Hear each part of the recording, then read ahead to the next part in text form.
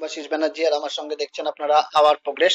আজকে আমরা আলোচনা করব যে আপনারা কি করে দেখবেন যে আপনার জমিতে বর্গাদার আছে কিনা, বা বর্গা জমি থাকলে বর্গাদার কে তা অনলাইনে কিভাবে চেক করবেন সেই বিষয়ে আজকে আমরা আলোকপাত করব। তার আগে আপনাদেরকে বলছি যে আমার চ্যানেলটি অবশ্যই সাবস্ক্রাইব করবেন, তাহলে আমি যখনই এই ধরনের ভিডিও বানাবো আপনারা তখনই পাবেন। তাহলে আসুন আমরা আজকে মূল ভিডিওটি দেখে নিই যে বর্গাদার কিভাবে দেখবেন অনলাইনে, যে কোনো জমিতে যদি বর্গা থাকে সেই বর্গাদারের নাম কি করে আপনি পাবেন সেটি আসুন আমরা দেখে নিই। সাবস্ক্রাইব নাও, service loan and land related news পাওয়ার জন্য আপনারা এখনই সাবস্ক্রাইব করুন আওয়ার প্রোগ্রেস। প্রথমেই আপনারা গুগলে চলে আসবেন। বাংলার ভূমি বলে যে ওয়েবসাইট রয়েছে, সরকারি ওয়েবসাইট, সেখানে আপনারা করবেন। দেখুন আমার বাংলার ভূমি বলে চলে এসেছে, আমি সার্চ করছি গুগলে। সার্চ করা মাত্রই দেখুন এরকম চলে এসেছে, আমার একটা ওয়েবসাইট এসছে banglarbhumi.gov.in। আমি এখানে ক্লিক করব, ক্লিক করলাম, এবার ওয়েবসাইটটি খুলছে, আপনারা সেটি দেখতে পাচ্ছেন আমাদের পর্দায়। আর তার আগে আপনাদেরকে বলে দিচ্ছি যে অবশ্যই পুরো ভিডিওটি দেখবেন, নাহলে কিন্তু বুঝতে পারবেন না। আর যারা এখনো পর্যন্ত সাবস্ক্রাইব করেননি অবশ্যই সাবস্ক্রাইব করবেন। তাহলে আসুন আমরা প্রথমেই এটা চলে এলাম। এবার আমরা ডেস্কটপ সাইটটি করে নেব। ডেস্কটপ সাইট করলে আপনাদের সুবিধা হবে, বিশেষ করে মোবাইলে যখন আপনারা করবেন। আমি এটা মোবাইলেই করছি। বাংলার ভূমি থেকে আপনাদেরকে বর্গাদারের নাম দেখাচ্ছি, কিভাবে বর্গাদারের নাম দেখবেন। দেখুন আমি এটা ডেস্কটপ সাইট করে নিয়েছি। এবার উপরে যে চিহ্নগুলো রয়েছে, ঘর চিহ্ন, তারপরে মেসেজের চিহ্ন যেগুলো রয়েছে ডান দিকে, আমি ঘর চিহ্ন যেটি রয়েছে সেখানটা আমি ক্লিক করছি, নো ইওর প্রপার্টি, ঘর চিহ্নর মতো আপনারা দেখতে পাচ্ছেন। আমি সেখানে ক্লিক করেছি, ক্লিক করা মাত্র এরকম পেজ আপনাদের বেরিয়ে যাবে। সেই পেজে আপনি প্রথমে মৌজা মানে ডিস্ট্রিক্ট আপনাকে চয়েস করতে হবে। আমার ডিস্ট্রিক্ট যেহেতু মুর্শিদাবাদ, আমি সেহেতু মুর্শিদাবাদটি চয়েস করলাম।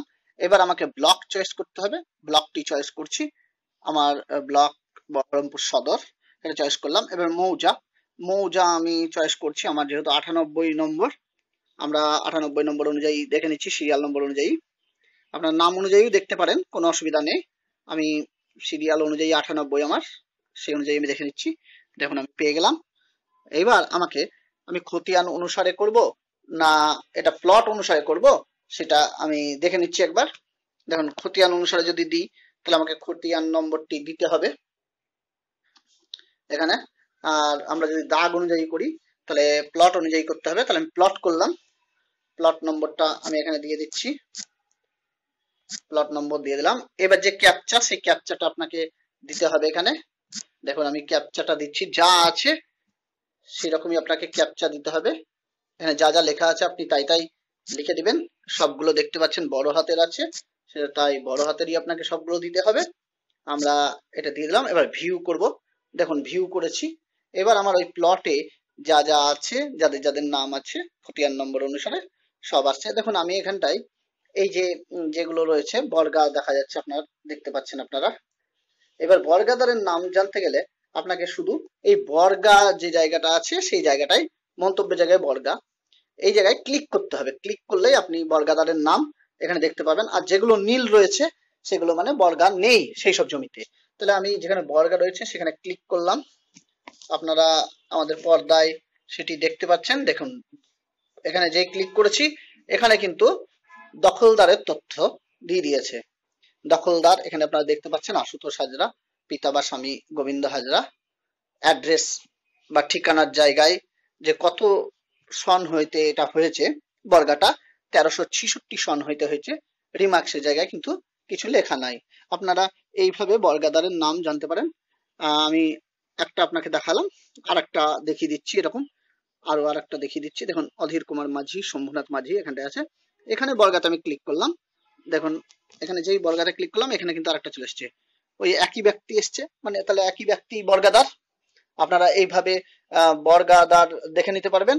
আর যদি প্লটের ম্যাপটা আপনি দেখতে চান, পুরো প্লটের ম্যাপটা, তাহলে এখানে দেখুন প্লটের ম্যাপের যে দাগের ম্যাপে ক্লিক হেয়ার করবেন এখানে, তাহলে এখানটায় প্লটের ম্যাপটা চলে আসবে। দেখুন এখানে প্লটের ম্যাপ চলে এসছে। আপনার যেহেতু প্লট বা দাগ নম্বর 128, সেহেতু দেখে নেন এখানটায় যে 128 নম্বর কোনটা, এই দেখেন এই যে চিহ্ন করে রয়েছে এইটা হলো 128 নম্বর, এটা আপনারা দেখতে পাচ্ছেন। কিন্তু 129 নম্বরটা আবার ভিটি আর এটা আউশ, আপনারা সেটা এখানে পরিষ্কার দেখতে পাচ্ছেন। এখানে 7-8 ভিটি এগুলো সব, আর 128টা টোটালি হলো আউশ, এটা এখানে করা আছে। আপনারা সেটা প্লটের ম্যাপও এভাবে দেখে নিতে পারবেন।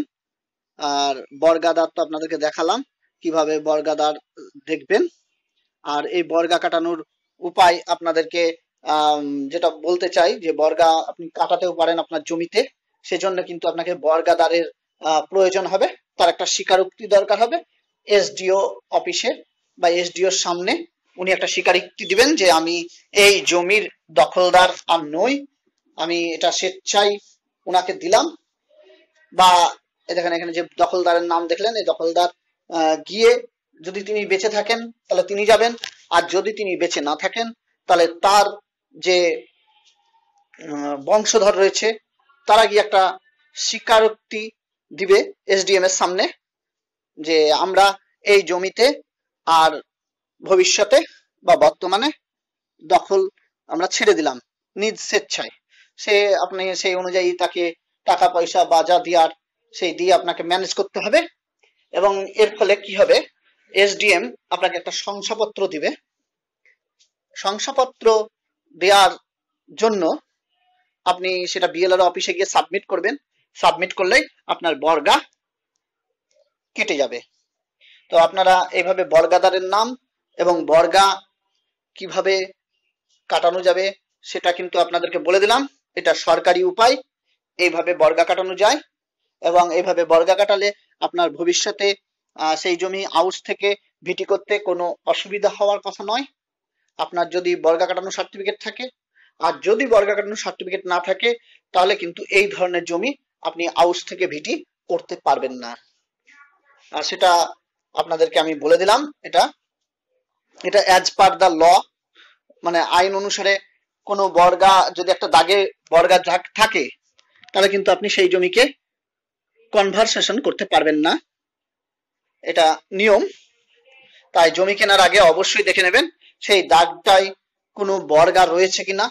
যদি বর্গা থাকে, আপনার জমি যদি সেখানে ওই দাগে সেই খতিয়ান অনুসারে যদি বর্গা নাও থাকে তাহলে সেই জমি না কেনাই ভালো, আপনাদেরকে আমি সাজেস্ট করব এটুকুই। তাই আপনারা জমি কেনার আগে অবশ্যই দেখে নেবেন আপনার দাগে কোনো বর্গা জমি আছে কিনা, কারণ একটা দাগে বহু সংখ্যক খতিয়ান থাকতে পারে এবং সেই খতিয়ানে যদি আপনি মন্তব্যের ঘরে দেখেন নীল তাহলে বুঝবেন যে বর্গা নেই। কিন্তু যদি আপনার ওই দাগে 2-4টে বা 4-5টা যাই থাকুক না কেন যদি বর্গা থাকে তাহলে সতর্ক হয়ে যাওয়া ভালো। আর বর্গা কাটানো সার্টিফিকেট থাকলে আপনি অবশ্যই নিতে পারেন, কোনো অসুবিধা হবে না। আর কিন্তু যদি আপনার বর্গা কাটানো সার্টিফিকেট না থাকে, যদি আপনার মন্তব্যের জায়গায় নীল থাকে আর আপনার দাগে যদি 2-4টে বা তার বেশি বর্গা থাকে তাহলে আপনাদেরকে সাজেস্ট করব সেই জমি না কেনাই ভালো। ভিডিওটি দেখার জন্য ধন্যবাদ। Please subscribe my channel hour progress.